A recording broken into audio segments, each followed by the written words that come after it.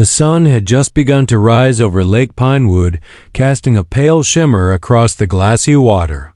I was elbow-deep in my garden, coaxing stubborn tomatoes into the June warmth, when I saw it, a bright yellow envelope taped neatly to my front door. My breath caught. I knew that color. Everyone in our community did.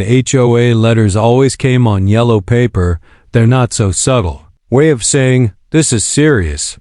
I wiped the dirt off my hands with the hem of my shirt, walked over, and peeled the envelope free. My name was typed in bold block letters, Eleanor Reynolds. The paper inside crinkled in my shaking hands. Notice of violation. Unauthorized structure must be removed. Within 30 days, my knees gave out and I sank onto the front steps. My vision blurred as I read the letter again. They were talking about the wooden footbridge I had built last summer. A modest, sturdy structure that stretched across a narrow channel to my sister Emily's island home. The island had been in our family for 3 generations, passed down from our grandparents, and Emily had inherited it after our parents passed. She was a fiercely independent spirit, content to live among the trees and waves. Until cancer made her fragile and the world more difficult to navigate, she had stage 3 breast cancer. The chemotherapy sapped her strength. That bridge, just under 40 feet long, turned a grueling 45-minute drive and paddle across the lake into a peaceful 3-minute walk. It was her lifeline. I reread the letter, my hands trembling. I had built that bridge myself, sourced the materials, consulted with the county, filed the paperwork. It sat entirely on private property, mine and hers. The idea that anyone, especially the HOA, could demand its removal was not just absurd. It was cruel. I stormed into the house and dialed the HOA office. Straight to voicemail, of course. Karen Mitchell, our illustrious HOA president, only answered when she felt like it. Her job title came with no salary but plenty of power, just enough to play queen over the rest of us. I would have to confront her directly. The next board meeting was scheduled for the following morning, and for the first time in a long while, I planned to be there. Sleep evaded me that night. Every time I closed my eyes, my mind spun with what-ifs. What if they forced me to tear it down? What if I couldn't reach Emily in time during a medical emergency? What if this was just the beginning of something darker? I arrived at the community center early the next morning, heart pounding. The room buzzed with low chatter neighbors, clustered together, casting curious glances as I took a seat in the front row. Karen Mitchell sat at the center of the board table, flanked by 4 smug-looking members who rarely disagreed with her. Her hair was an elegant bob of silver and black. Her glasses dangled from a chain around her neck, like a relic of self-importance. She didn't look up as she flipped through the printed agenda. "Next item," she announced. "Enforcement actions for unapproved structures." I stood. "I'd like to address the violation notice I received regarding my footbridge." Karen's eyes rose to meet mine. I saw the flicker of disdain before she masked it with a tight smile. "Eleanor Reynolds, 42 Lakeside Drive. Yes, we've documented the unpermitted structure in question. It's on private property," I said firmly. "And it connects to my sister's island, which I should add, is not part of the HOA's jurisdiction. The shoreline falls under our purview," Karen said, not missing a beat. "You failed to submit architectural plans for review and approval." "My sister is battling cancer," I replied, voice cracking slightly. "She's going through chemotherapy. That bridge is how I get her to appointments. Bring her food, medication. It's essential. Personal circumstances do not override community policy," Karen replied coldly. "The board's decision is unanimous. The structure must be removed." I scanned the room. Not one board member looked surprised, but a few of my neighbors shifted uncomfortably. From the back of the room, Derek Watson leaned against the wall, arms crossed, a smirk tugging at the corner of his mouth. He'd only lived next door for 6 months, but he had filed more complaints than anyone in the last 5 years combined. My wind chimes, my bird feeder, the color of my mailbox. And now, my bridge. Funny how his giant boat parked illegally in plain view ever seemed to violate anything. I'll appeal, I said. Karen gave a dismissive shrug. You're welcome to try. But construction on that eyesore ends immediately. Removal will begin next week. As the meeting wrapped and chairs screeched across the linoleum floor, I felt a gentle tap on my arm. Sophia Lee stood beside me. She lived 3 houses down, a quiet young mom of 2 toddlers. I'd waved at her a dozen times. She always smiled but rarely stopped to talk. This happened to me too, she whispered, last month. The board made me tear down my kid's playset, said it was too visible from the lake. That's awful, I said, stunned. On your own property? She nodded. They said the location violated view ordinances. But Karen's friend 2 blocks over just put up a guest house that's twice the size. No one said a word. How can they get away with this? I asked, my voice low. Sophia's eyes darted around. Karen's husband plays golf with Commissioner Phillips. Half the board works for Pine Harbor Development. The name hit me like a slap. Pine Harbor. I'd heard whispers developers buying up lakefront properties, pushing old families out, building luxury condos and resorts. They had deep pockets and deeper connections. Suddenly, this bridge battle didn't feel like a neighborhood squabble. It felt strategic. I walked home, unsettled. As I rounded the corner of my porch, I spotted Derek Watson on his second-story deck. He held a long-lens camera pointed directly at my property. He didn't flinch when I saw him, just smiled, raised his coffee cup and gave a little wave like a hunter greeting his prey. That evening, I called Emily. Her voice was weaker than usual. They're making me take down the bridge, I said quietly. What? She gasped. Why? They claim I didn't file proper permits, but the county told me last year it wasn't necessary. It doesn't cross public land. Emily sighed. If they destroy the bridge, how will you get over here? You can't paddle groceries across every day. I'll find a way, I said, but don't even think about moving. That island is your home. You fought for it when Mom died. I'm not giving it up now. Promise me, she whispered. I promise. Later that night, after sorting through old permits and property maps, my phone rang. Unknown number. Hello? I answered. Ms. Reynolds, good evening. This is Martin Green with Pine Harbor Development. I understand you're having some issues with your HOA. I straightened. How did you get this number? He laughed lightly. It's a small community. Word gets around. Look, I might have a solution that works for everyone. We're interested in properties along the east side of Lake Pinewood. Yours and your sister's in particular. If you're open to selling, we could make these HOA headaches disappear. My stomach churned. I'm not selling, I said. We're prepared to offer above market value, he continued smoothly. More than enough for you both to relocate. No more stress. No more community drama. I hang up. My phone buzzed again. A text. From Emily. Someone from Pine Harbor called. Me too. Are they serious? I stared out the window at the moonlit bridge. Something was deeply wrong. After that call from Pine Harbor, I couldn't sleep. Instead, I surrounded myself with documents. The original deed to my land, HOA bylaws, site plans, satellite images. I stayed up cross-referencing rules and maps until my eyes burned. Somewhere, between a zoning clause and an old plat map, I found it. Greater than structures not visible from designated community common. Areas shall not be subject to enforcement unless safety or environmental impact is proven. That bridge tucked behind trees, barely visible from anywhere, but Emily's deck was entirely shielded from any HOA-controlled space. I could use this.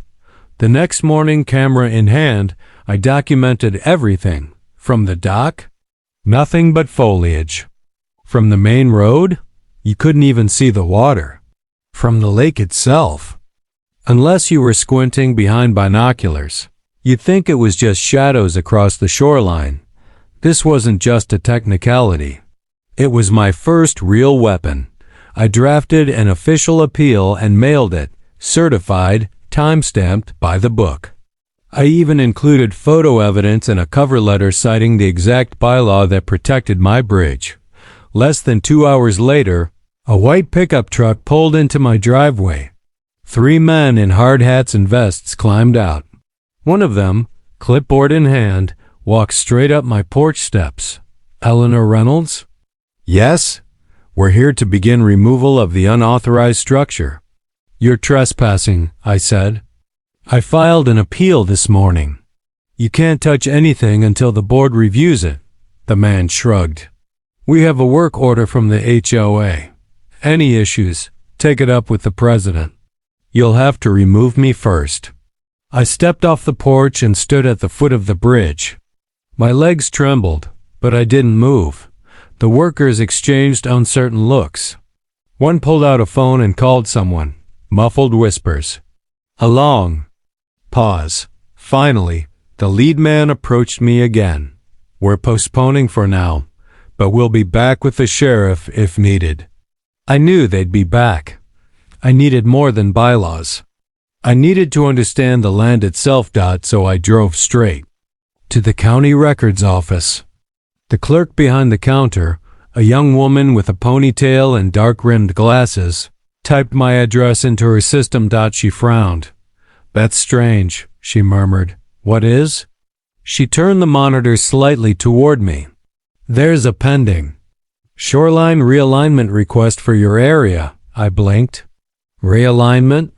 Pine Harbor Development filed a petition 3 months ago to redraw the lake's official boundaries. If it passes, your shoreline and the bridge would fall under a newly zoned development district, which would require permits. "Who approves that?" I asked, already dreading the answer. "The County Zoning Commission," she replied. "Chaired by," she squinted, "Commissioner Daniel Phillips, Karen Mitchell's golf buddy." And just like that, it all snapped into place. The citations, the forced removals, the mysterious silence from neighbors who used to speak freely. This wasn't about preserving community aesthetics.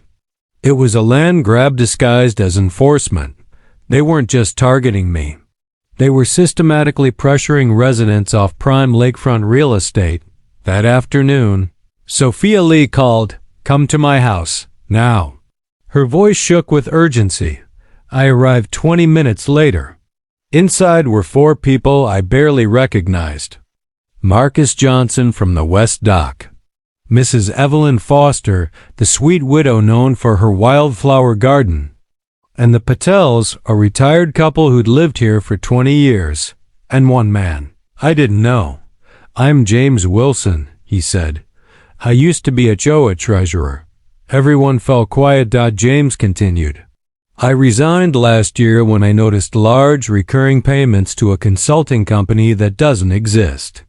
The board called it landscaping design research, but there was no work, no invoices, no contracts, just money disappearing." "Why didn't you report it?"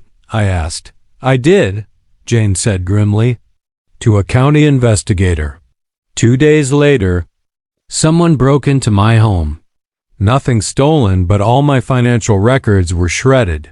The message was clear." He pulled out a folder and opened it. Copies of bank transfers, OA financial reports, names of board members linked to development companies including Pine Harbor. "We're not crazy," Sophia whispered. "They want the land," Marcus added. "They want to build their damn golf resort, and anyone who stands in their way gets buried in violations." "They tried to fine me $500 a week," Mrs. Foster said softly. For planting non-AOG approved flowers. I've had them for years. Everyone looked at me. So what do we do? Sophia asked. I took a breath. We fight. We document. We connect the dots and expose every lie, every threat, every shady dollar. That night I barely slept. I sat on my porch with a mug of coffee, watching the quiet shimmer of the lake. Then I saw a headlights. A black SUV crept past my house, slowed to a crawl, then turned the corner. Not a neighbor. No markings. But as it passed, I saw it, the Pine Harbor Development logo on the driver's side door. My phone buzzed with a new text message. Selling would be easier than fighting. Some battles aren't worth the cost. I stood up, heart hammering. Across the road, Derek Watson stood in his driveway, phone to his ear, watching me. By 5 a.m., the sky was still dark when I grabbed my flashlight, camera, and slipped out the back door. If they planned to destroy the bridge today, I needed evidence. Proof that it was intact, safe, and exactly as I had documented it in my appeal. The wood planks creaked underfoot as I walked slowly across the bridge, filming every angle. A noise stopped me mid-step, rustling off to the left near the tree. Line, who's there? I called out, voice louder than I intended. My flashlight beam swept through the brush. Something moved. A figure, a shadow slipped behind the trees. I ran back. Heart in my throat. At home, I locked the door and called the non-emergency line. Probably just raccoons. Ma'am, said Officer Jenkins, clearly uninterested as he scribbled on a pad. But we'll patrol the area. This isn't random, I said. People are following me, watching my house. Do you have any proof? No, I admitted. But call us if you see anything concrete, he said, handing me his card. By sunrise, a convoy of trucks pulled up outside my house. I knew those logos, now Lakeside Construction. Karen Mitchell stepped out of her silver Mercedes, clipboard in hand. She wore her usual smugness like armor. Good morning, Ms. Reynolds, she said. We're proceeding with removal today. No. You're not, I replied, stepping out onto my porch with my phone recording in my pocket. I filed an appeal and submitted documentation. The bridge doesn't violate HOA bylaws. Karen's fake smile twitched. The board held an emergency meeting last night. Your appeal was denied. I wasn't notified. Notice was posted. On the bulletin board, she said, her tone sharp. At midnight? That's not legal notification. And as the property owner, I was entitled to a direct response. Karen's face hardened. Rules are rules. Then let's talk about rules. I said, I have a court order. A total bluff. Her eyes narrowed. Show me. My attorney has it. I lied again.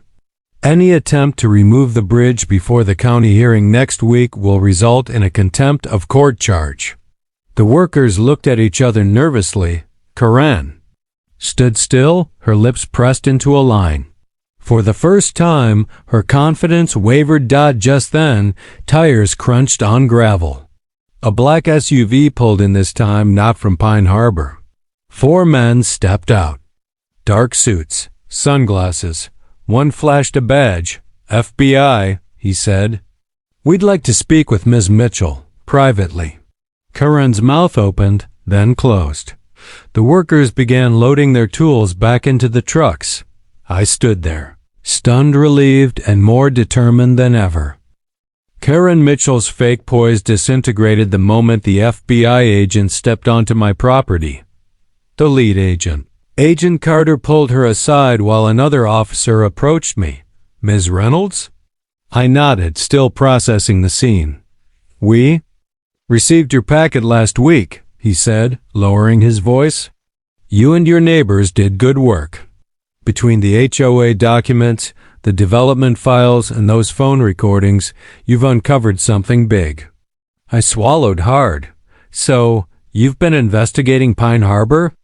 Among others, he replied. The corruption runs deeper than just a development scam. Money laundering, bribery, fraud. It stretches all the way to the county commission.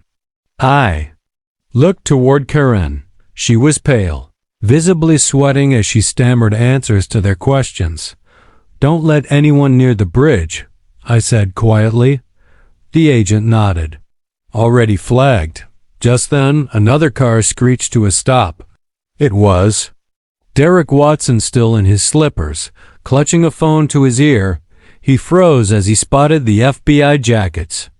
One of the agents stepped toward him. "Mr. Watson, we'd like to ask you some questions about your communications with Pine Harbor executives and certain photographs you've been collecting." Derek's mouth opened, then closed, and just like that, the hunter became the hunted. Over the next 2 weeks, the community transformed. Federal agents combed through HOA offices, seizing laptops, hard drives, and a closet full of locked file boxes. Karen's Mercedes was impounded.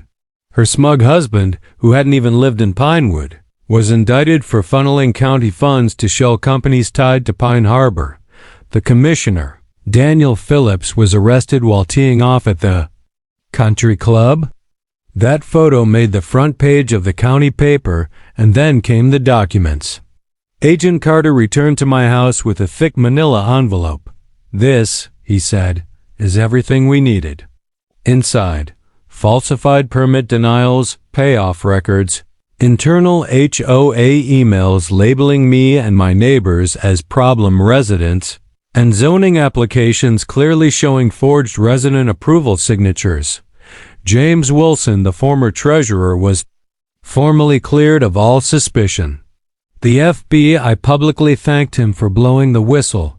Sophia cried when she saw the news reports. "I thought we were powerless," she said. "I thought no one would ever listen." "They did," I said, hugging her, "because of you." With Karen Mitchell and the corrupt board gone, a new HOA election was scheduled. Sophia Lee ran for president. Marcus Johnson became vice president. I declined to run for office. I had enough of politics, but I accepted the role of community ombudsman to serve as watchdog for property rights and transparency. The very first motion under the new board? All violation notices issued in the past 18 months are to be suspended, reviewed, and subject to independent review.